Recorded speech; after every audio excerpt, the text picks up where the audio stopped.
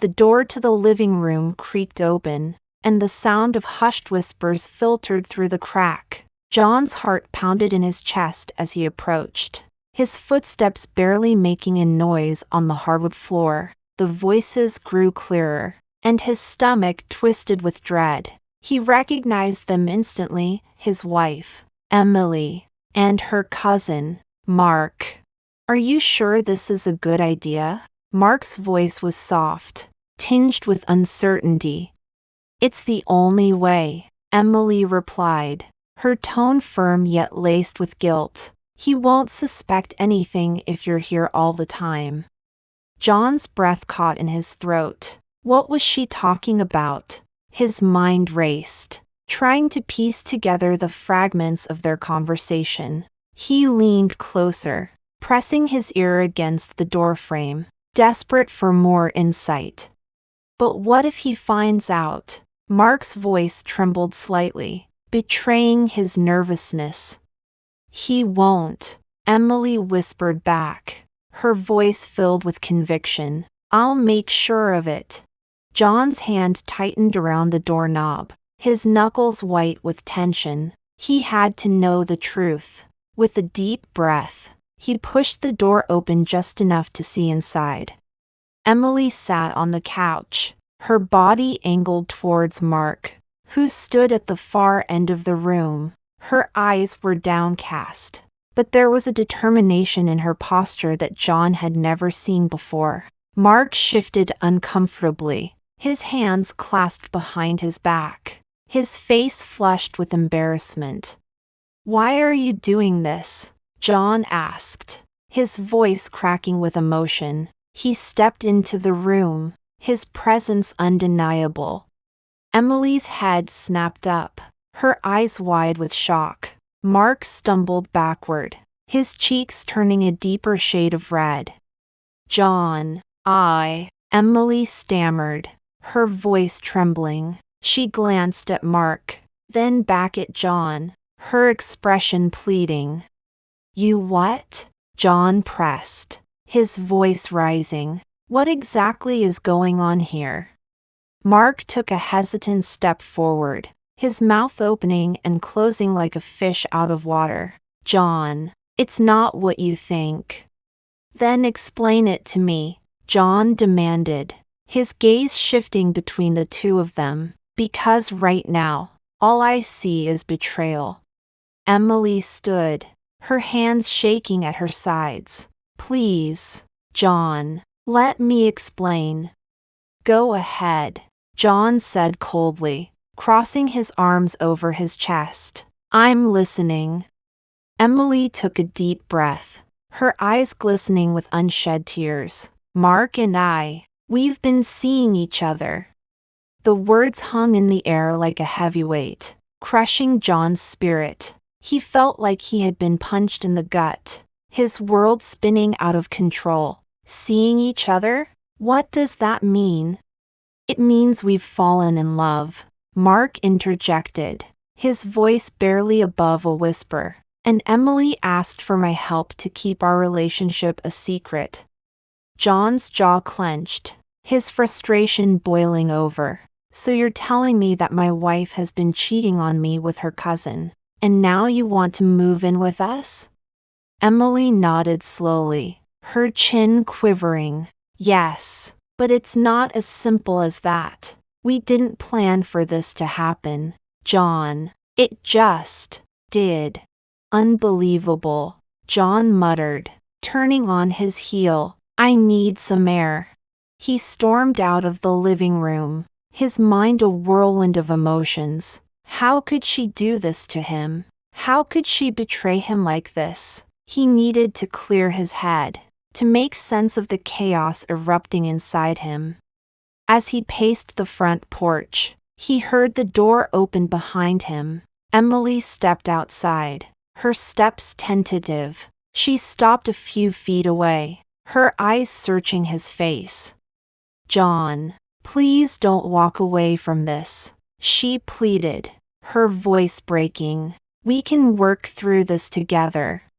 John paused, his shoulders heaving with labored breaths. "How?" Emily, how do you expect me to forgive something like this?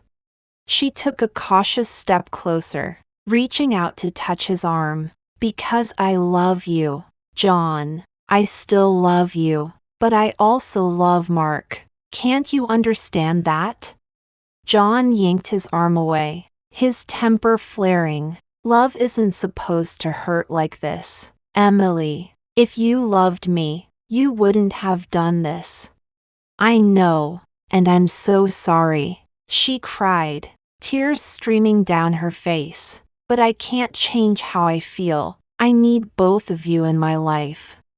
John stared at her, his heart torn between fury and despair. And what about Mark? Does he feel the same way? Emily wiped her tears, nodding. He does. He wants to be part of our family. John, together, we can make this work. John laughed bitterly, the sound hollow and devoid of humor. Make this work? You're asking me to share my wife with her cousin? This is insane. Maybe it is, Emily admitted, her voice small, but it's also real. Please, John, give us a chance. John felt his resolve wavering, his anger softening into confusion. Could he really do this? Could he accept this bizarre new reality? He looked at Emily, her tear-streaked face a testament to her desperation. I don't know if I can, he finally said, his voice thick with emotion, but I don't know if I can walk away from you either. Emily stepped closer, her hand slipping into his. Let's take it one day at a time. Just promise me you'll try. John hesitated, his mind reeling. Could he really give this unconventional arrangement a chance? Or would it only lead to more pain? His thoughts were interrupted by the sound of footsteps behind them. Mark appeared at the doorway, his eyes darting between John and Emily. Can I come out there? John turned, his gaze locking with Mark's. The younger man looked anxious, almost fearful. Emily squeezed John's hand, her silent plea for understanding. All right, John said, his voice strained. Come on out. John's eyes widened as Emily dropped the bombshell. Pregnant? He repeated, his voice barely above a whisper. The word echoed in his mind, reverberating through his thoughts like a bell tolling in the dead of night. His heart pounded in his chest, each beat a drum roll leading to an uncertain conclusion. Emily nodded, her eyes glistening with unshed tears. Yes, John, I didn't want to tell you this way, but... She trailed off, her voice trembling. The weight of her words hung in the air, heavy and unyielding. Mark stood beside her, his expression a mix of confusion and concern. He hesitated for a moment before speaking. We don't know who the father is, John. It could be yours or mine. His voice was earnest, pleading for understanding, but the uncertainty gnawed at him. John felt a cold wave wash over him, his mind reeling. The implications of what Emily had just revealed were staggering. A child, his child, possibly, loomed on the horizon. Yet the paternity was shrouded in doubt. He took a step back, involuntarily, as if the distance might shield him from the truth. How long? He asked, his voice raw. Emily swallowed hard. A few weeks. I only found out recently. Her gaze flickered between John and Mark, seeking solace but finding none. The silence that followed was deafening, filled with the unspoken questions and fears that clawed at their hearts. John's mind raced, trying to make sense of it all. A part of him wanted to scream, to demand answers, but another part, a weaker, more vulnerable part, yearned for reassurance, for some semblance of stability in the chaos. Mark broke the silence, his voice gentle but firm. "John, this wasn't how we planned it. None of this was supposed to happen like this. We didn't intend. I mean, we never imagined." He stumbled over his words, searching for the right ones to bridge the chasm that had opened between them. John's eyes narrowed, his gaze piercing through Mark. "So, what now?" he demanded, his tone sharp. "Do we get a paternity test? Do we figure out whose child this is and then decide what to do with it?" The bitterness in his voice stung, a reflection of the deeper wounds that lay beneath the surface. Emily flinched at the harshness in John's words, but she steeled herself. "John, please," she pleaded. "Let's not jump to conclusions. Let's take this one step at a time." Her voice was soft, almost a whisper, but there was a strength in it that belied her fragile appearance. John's jaw tightened as he struggled to maintain his composure.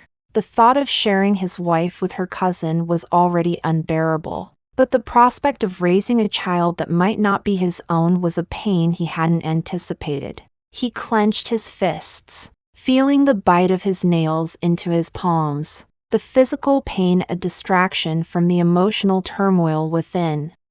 Mark stepped closer to Emily, placing a protective hand on her shoulder. "John, we need to be a family here," he said, his voice steady. "We can't let this tear us apart. We have to figure this out together."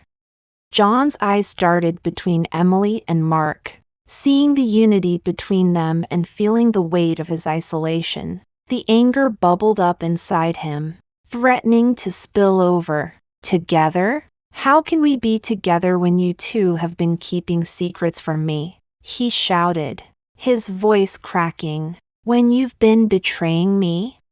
Emily's tears finally broke free, streaming down her cheeks. "John, please understand," she sobbed. "I love you both. I don't want to lose either of you." Her words were choked, filled with genuine heartache.